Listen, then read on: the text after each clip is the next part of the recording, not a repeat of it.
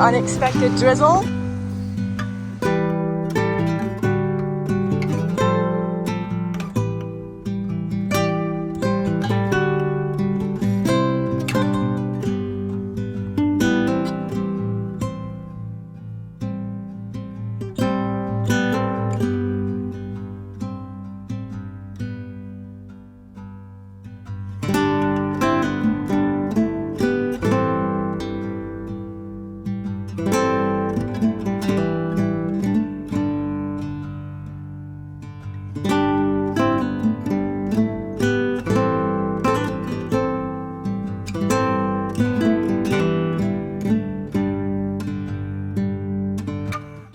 He is so tired.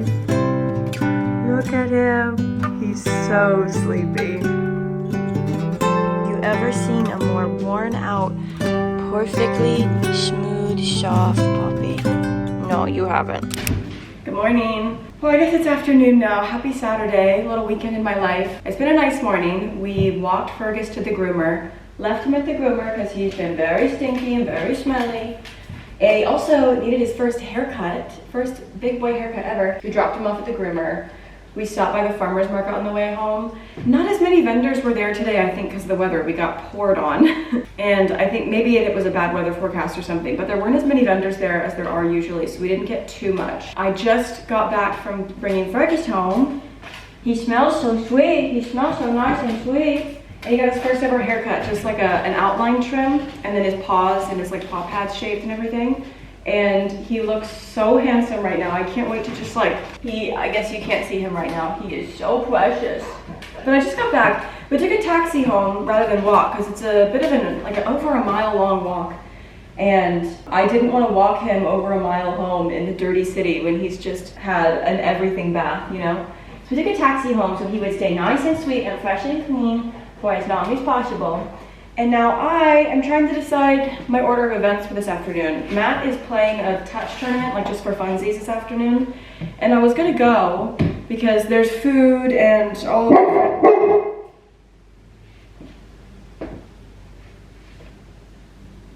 there's food and all of the friends were gonna go and have a picnic and everything.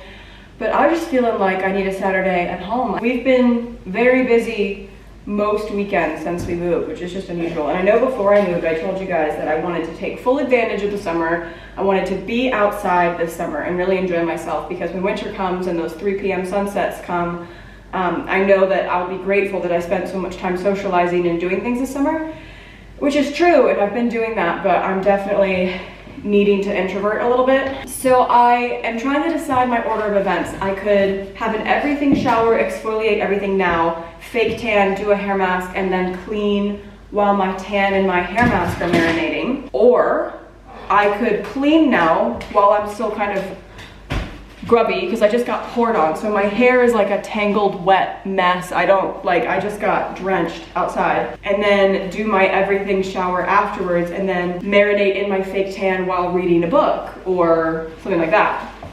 I don't know, it's 1 o'clock right now, so I have time to do either. Other consideration here is that Matt and I talked about going to dinner tonight. I feel like there's an 80% chance of that. Fergus! He's doing parkour. Shadow. I feel like there's an 80% chance of that happening and a 20% chance of one or both of us being like, I'm tired, let's stay in. But for right now, I'm gonna proceed as if it's happening. So I have time to do both? I don't know. The thing is, sometimes when you clean, you get sweaty. Or at least I do. Because sometimes if you're really cleaning, like you're really getting in there, like I'm gonna mop floors, I'm getting in there. Maybe I shouldn't do that while I'm fake tanning. Maybe I should do it now.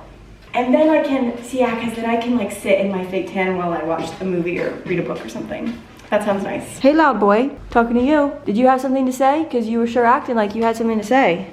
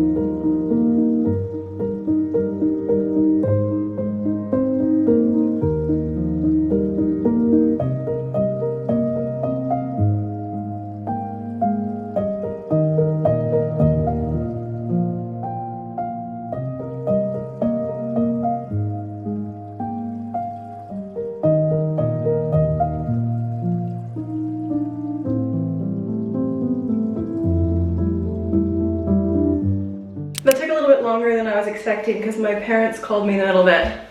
So it's about an hour later on in the afternoon than I was hoping it would be.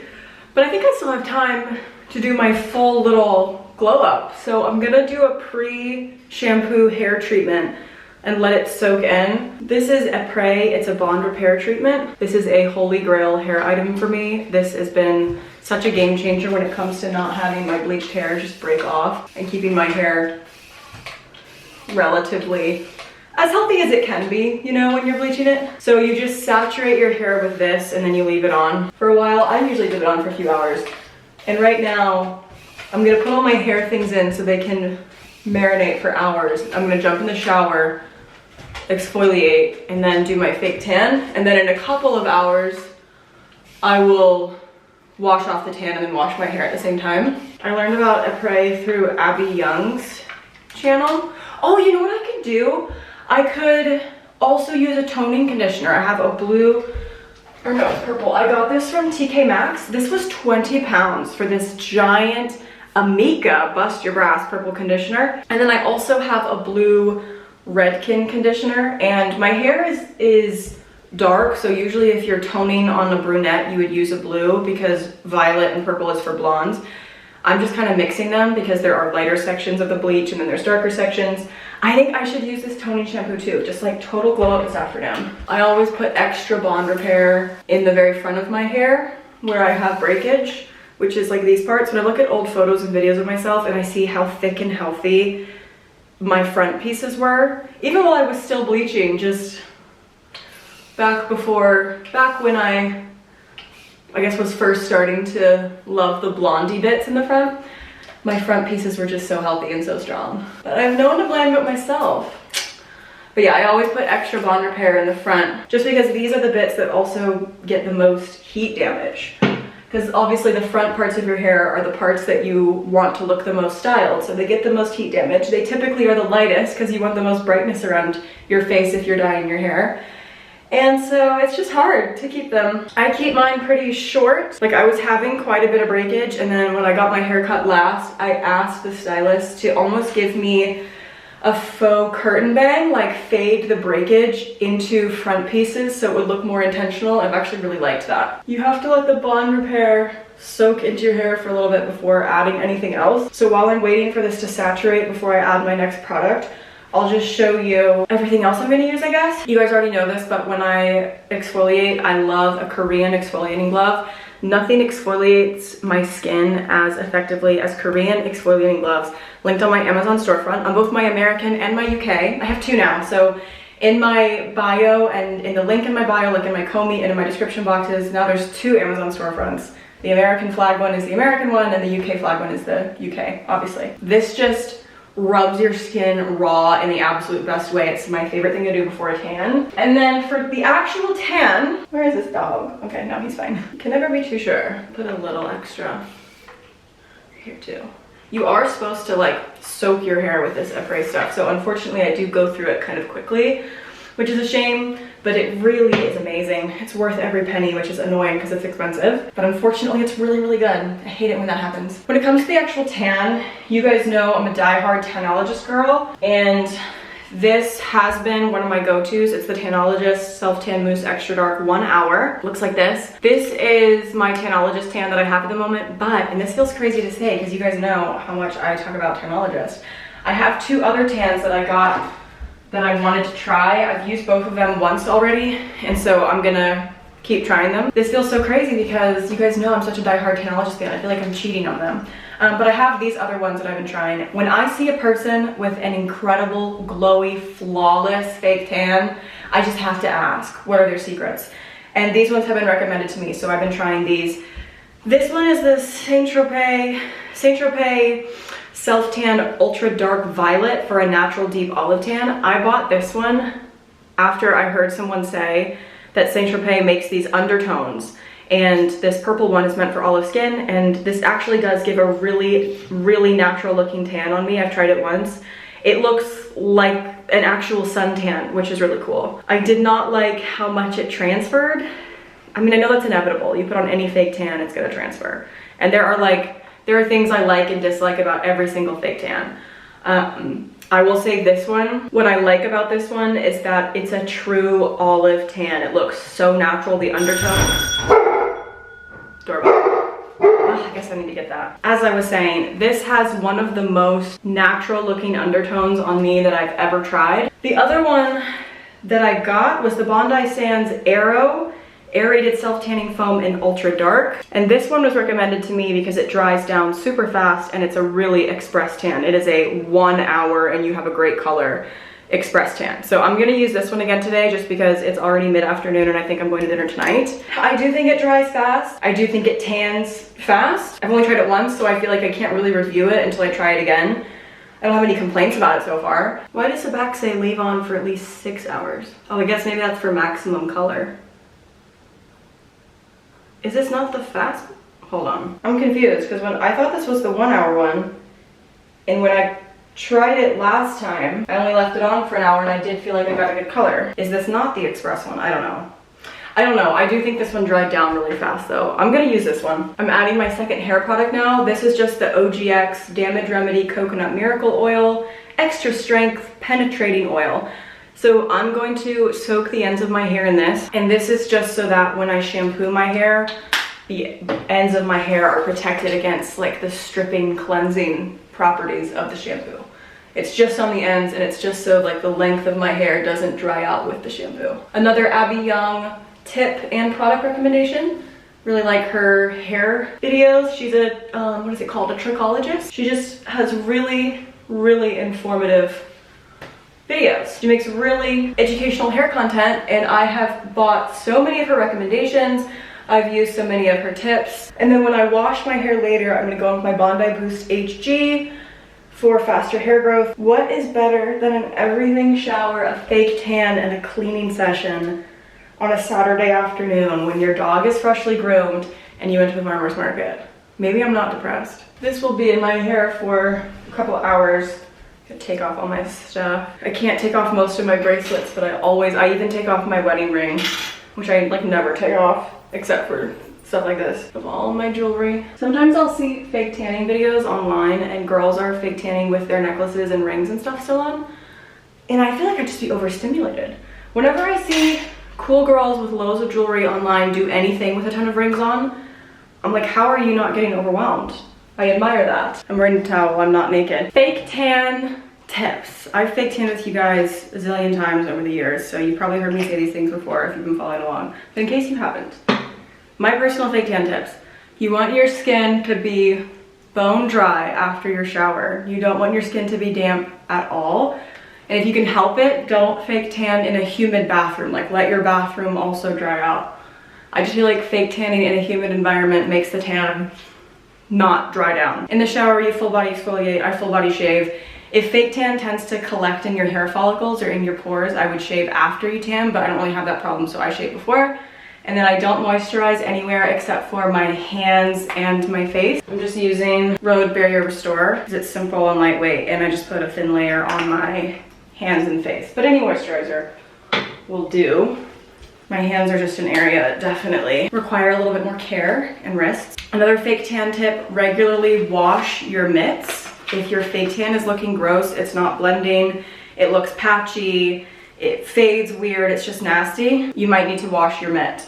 I rinse them in the sink until they run clear, and then I like to soak them with OxyClean or some type of similar laundry powder until the water runs clear, and then I just throw them in the wash like normal. Okay.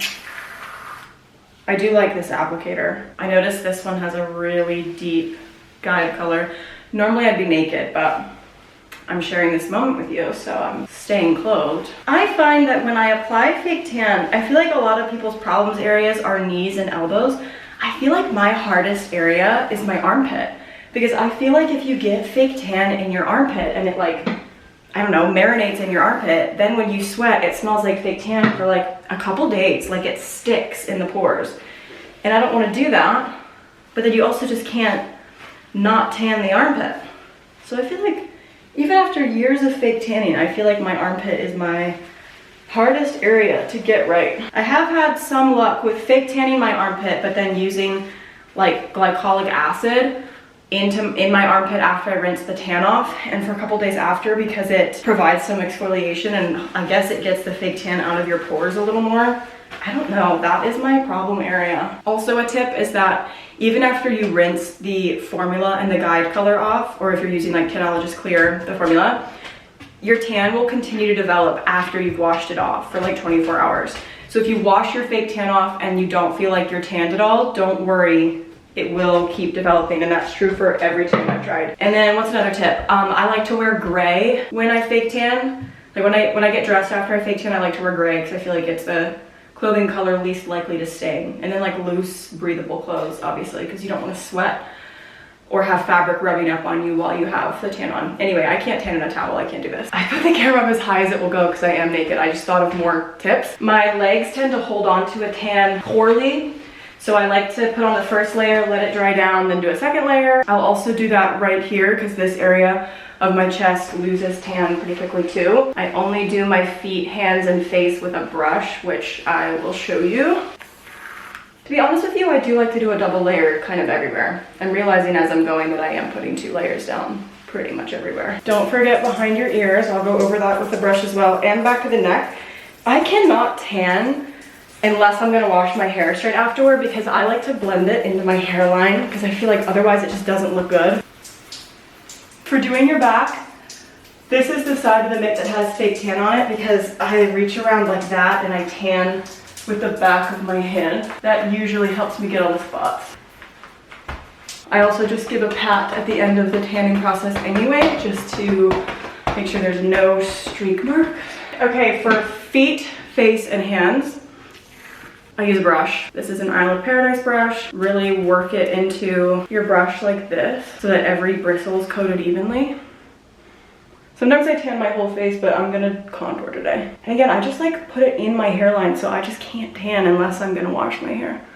But then it's good because you just come out of the whole process feeling like literally a new person. Always do the nose. Hands are pretty easy, I feel. Just kind of do a gentle claw and buff. Little circular motions. Make sure you get the sides of your fingers. And make sure you don't tan while your hand is straight because tan won't get into the wrinkles on your knuckles and then it will look really obvious. I also rinse my hands pretty early on. My hands just soak up fake tan. So like even with a normal non-rapid formula, I wash my hands after like an hour. And with a rapid formula, I wash them after like 20 minutes. It's interesting to talk through this entire process because I do it in such a specific way and I never stray, and it's just interesting because you don't even realize like how particular you are until you're explaining it. Another tip I have is I never ever tan directly under my boob, like in the crease of my under boob, even when I am tanning my whole midsection, because you will sweat that off. Or at least I will sweat that off and it will show on my clothes if I'm wearing something white. Tan just doesn't last there because my boobs are obviously like hanging. I have a little on my palms, so I like to take a microfiber cloth with some micellar water and clean my palms quickly before the tan starts developing. Regular water doesn't do it for some reason, but micellar water does it. I don't love being on camera like this because this is a look, but I have a haul. It's not a super exciting one. There's some clothes, so it's a little exciting, but most of it's just Amazon stuff. I restocked on Bondi Boost HG. I'm not even sure what I got, to be honest. I don't think any of it's super exciting stuff. External hard drive. Lift and shape boob tape, like a sticky bra situation, except it's just a sticker. I do feel like I have saggy boobs. I'll say it. Decided for myself, if I were to have a child one day and breastfeed, I would get a boob lift afterwards because I just already feel like they're a little saggy. Venison. He loves venison and rabbit. And poor Clara. Clara obviously has a bunny, Polly, and she came to the house and she saw the rabbit treats and she was like, ugh, but he loves them. I give you some right now. You can have some venison treats. Good boy. Scatter some on the floor so he has to hunt for them. What's in here? I got the GHD Bodyguard because I've heard really great things about this thermal protectant, and even though I do a lot of bond repair and I try to minimize heat, I do use heat. I actually also bought a straightener because I don't have one. And sometimes when you're doing your hair, you just find yourself needing one. The last thing from Amazon is a pet removal brush, or a pet hair removal brush, because I don't want to just keep going through roll after roll of lint roller. That hopefully works. And then I have a few things from Abercrombie. I just booked my flights for New York Fashion Week in September, and I think I'm gonna try to rent outfits for it. Again, my stuff isn't here yet, so I don't have New York Fashion Week outfits on hand. So I think I'm probably gonna try to rent some things, but I also just got a couple pieces from Abercrombie because I just love Abercrombie. This little top, it has a square and very wide neck, so it like hits here. My camera's about to die, so I need to go fast. A completely sheer high neck leopard print top, leopard print mid-rise jeans. Obsessed with leopard print. It's also a huge trend this fall, but I just really love it, and I think I'll continue to wear it even after it's not fall because it's neutrals. I was a little bit too young for neutral leopard the first time it was like a really big trend, which I think was in the 2000s. And then neon leopard was a trend in like the 2010s, but I didn't really like neon. And now neutral leopard is back, and I'm old enough for it, and I love it. It died, switched to phone. I got this, and I'm so excited about it. It's a gray hoodie with a patchwork sleeve. See that? This is from the men's section. I'll link everything below.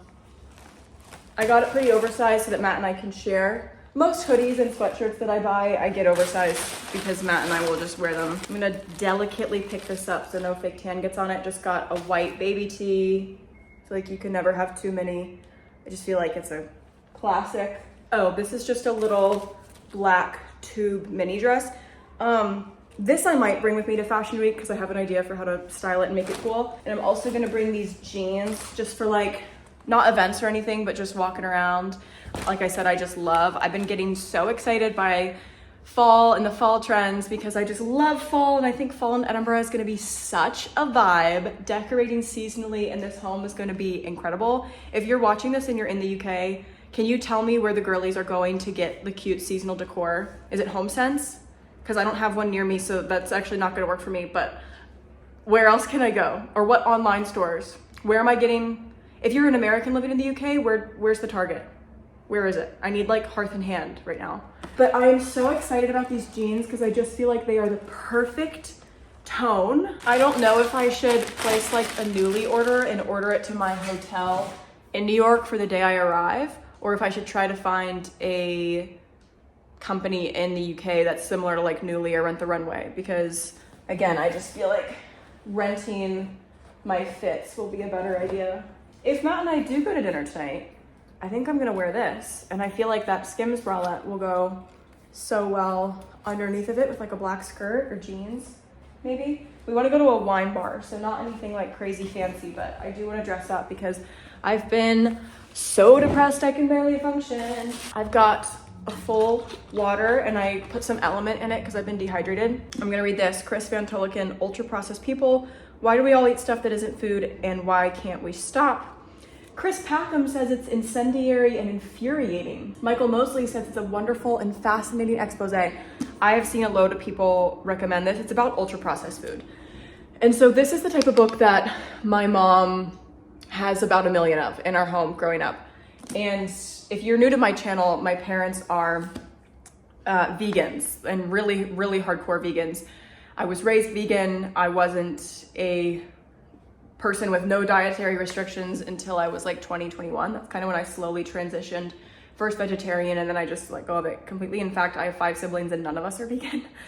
But I was raised very strictly vegan, whole foods, raw foods, all the things. And I still don't eat as much meat as most people I know. I like I love a good steak. I love a good burger. I love a hot dog at Costco or a baseball game, you know? But I don't have the taste for meat like someone who grows up eating it. So during the week, unless I really go to a restaurant, I don't find myself even wanting to eat meat.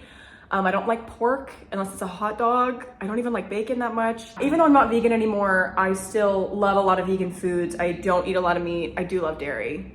And dairy in the UK doesn't hurt my stomach, so I've actually been eating so much dairy. I've gained 4 kilograms since moving because I just like eating dairy with no limitations right now. And the first couple weeks after we moved, I was just going to town with it, eating like multiple wheels of brie and camembert a week because I just love dairy. And I gained 4 kilograms. This is the type of book that my mom loves, and I thought of her when I saw it in the health food store the other day.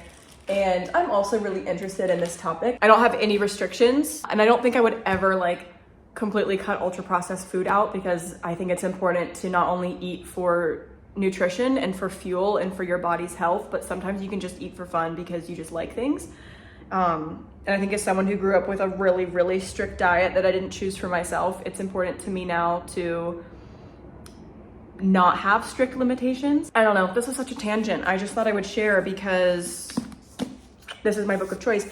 And then if I get tired of this, like if I read a couple chapters and I don't like it or I'm bored, I will switch to one of these. These are 2 of the cozy crime books I showed you in my last one, Death and Croissants and Death at the Chateau. I don't know which one comes first. I need to Google it.